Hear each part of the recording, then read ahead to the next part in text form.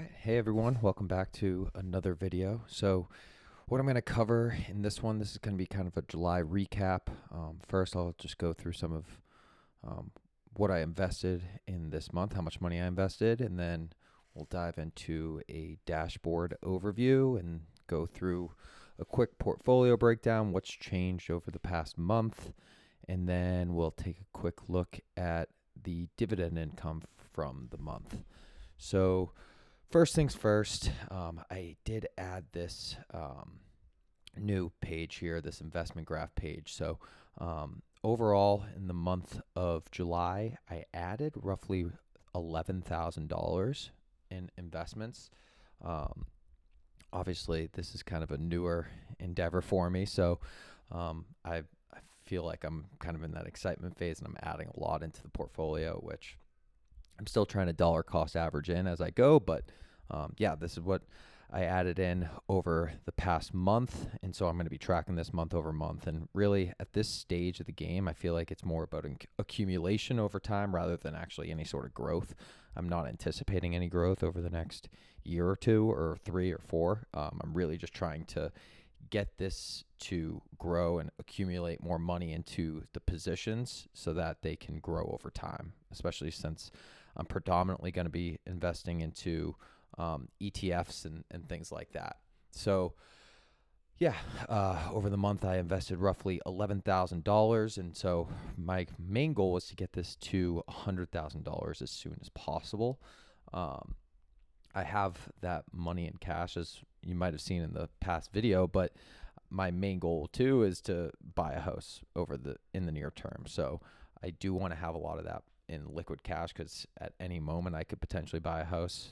So that's kind of my main priority, and I don't want to kind of overdo it and put too much into investments and then have to sell everything and yada yada. So yeah, I've started to add some money in that I feel like I can and feels pretty comfortable. So yeah, $11,000 this month.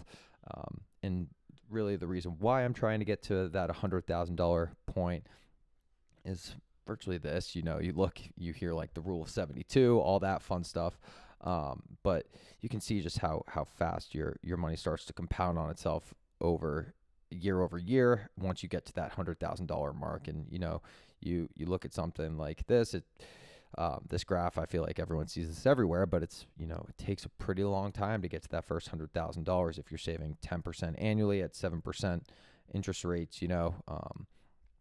7.84 years to get to that $100,000, and then 5 years to get to 200,000, and so on and so forth. And it continues to become easier and easier and starts to grow and on top of itself pretty fast. And you really get to start to see that snowball effect. So that's kind of my goal. If I can get to that $100,000 mark, kind of reset and maybe invest more than $1,000 per month. Obviously, that's kind of where I'm at right now, but who knows what the future will hold. So that's why I put it at this point. But, over 20 years, if I'm getting that 8% return, you never know.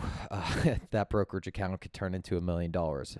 So I'm still going to be investing into my 401k, HSA, things like that. So that'll obviously be growing on the side, but maybe this portfolio will grow to the point where I can retire a little bit earlier and have a little bit more flexibility with what I do for a living.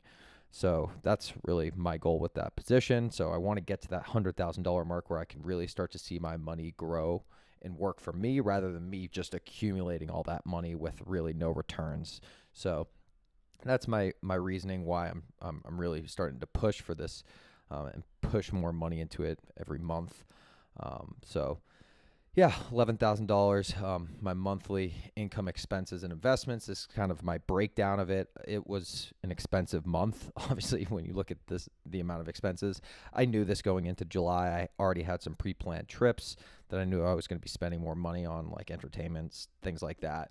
But I also knew that I had a lot of expenses with work, some events that I needed to put money on. So I will be getting reimbursed for that. So that was a lot more costly than my normal average month.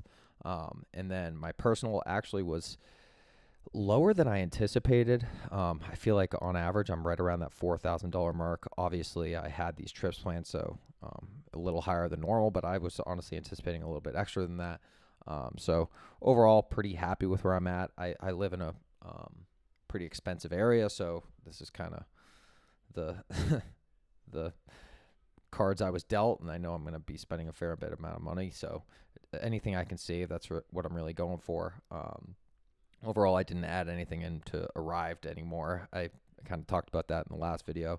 I don't think I'm going to do that anymore unless I really see some sort of change. I had my first dividend, $1.18, whopping $1.18, but it's just not worth it. I feel like if I'm not going to be putting in actual money, so I might just find a way out of that in some near future. It was $500, so I knew it was kind of a weird gamble and testing it out when I started it, but probably won't be doing that anymore.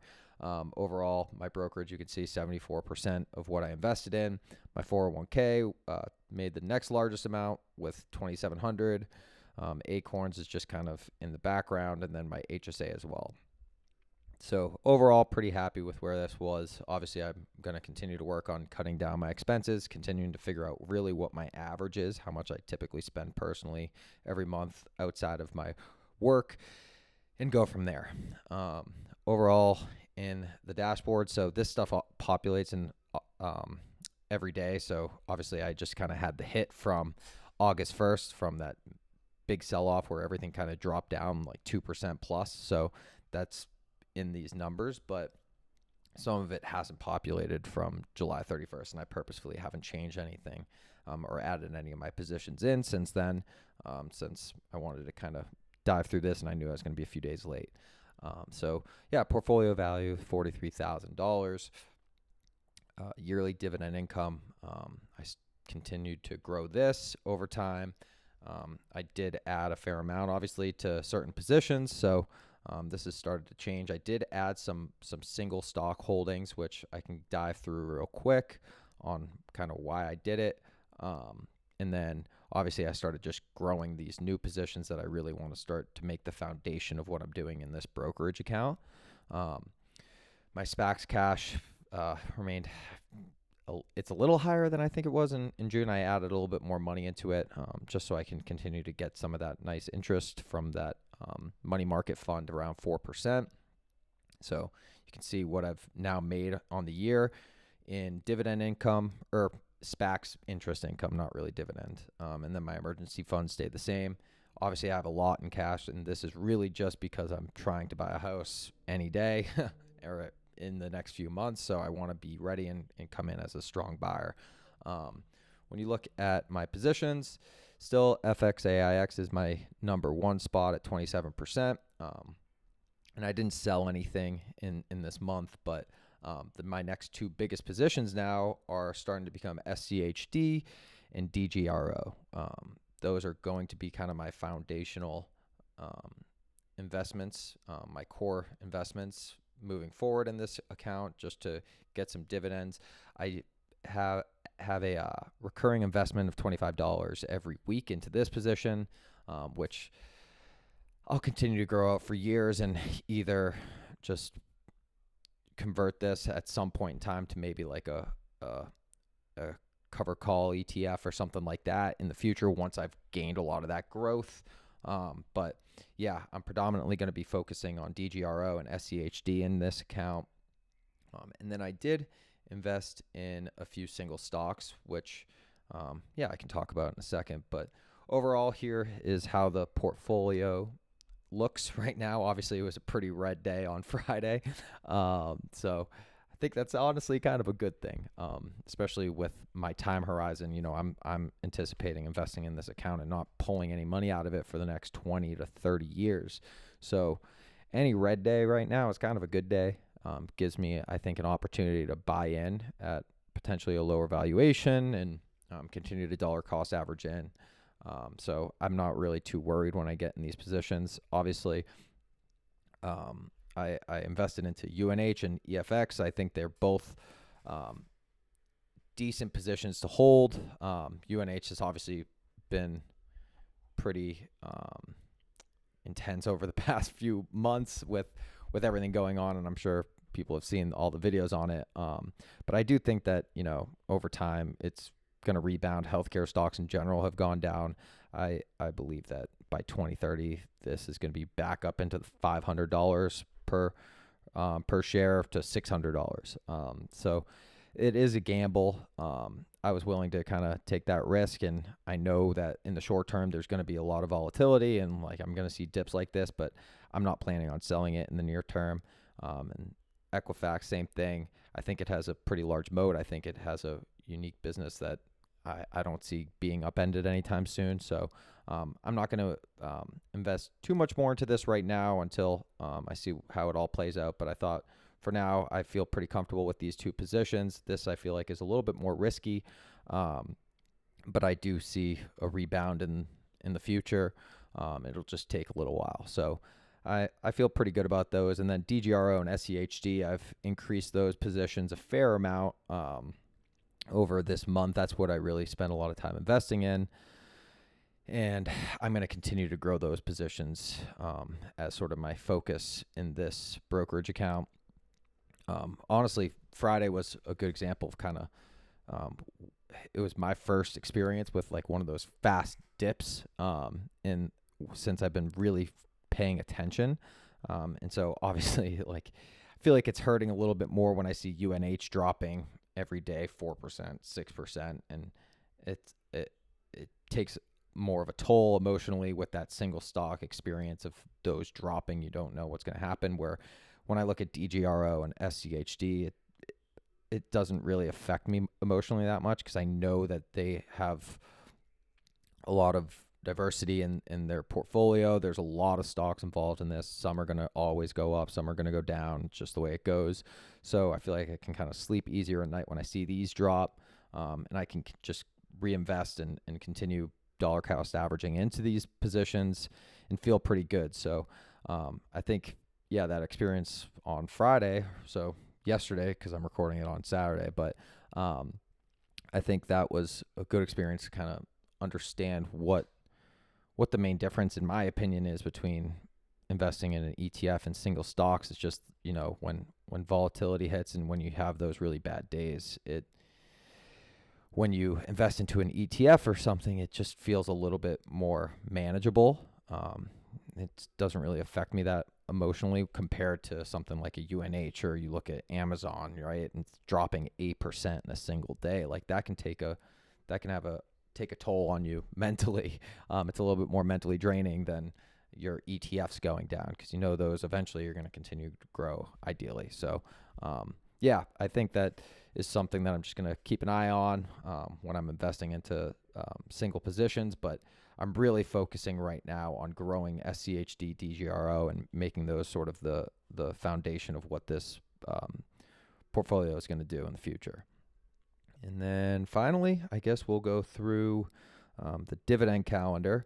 So in the month of July, I was given dividends from FXAIX, Gush, and Coke. So you can see over the past quarter, Coke's grown a little bit. FXAIX has grown as well. Gush went down, and that is one of those positions that at some point I will probably sell out.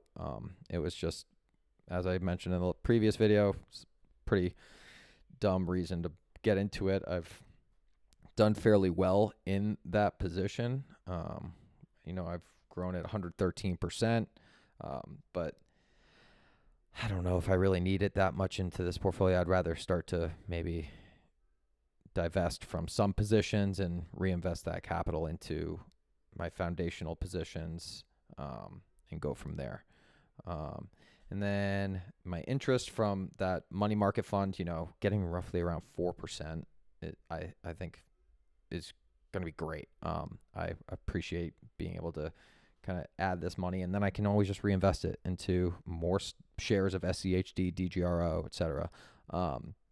So yeah, overall in this month, I was able to make $354 between the interest from that money market fund and my dividend portfolio, and that's pretty much it. So I will now probably update. I did make some more purchases on Friday when the market saw that big drop.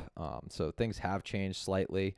Obviously, my portfolio gain has decreased from that position, but that's pretty much everything for this video. That's how things have changed and how these positions have started to grow. Eventually, these are all just going to become pretty small and probably unnoticeable compared to DGRO, SCHD, and FXAIX as they make up the bulk of my portfolio.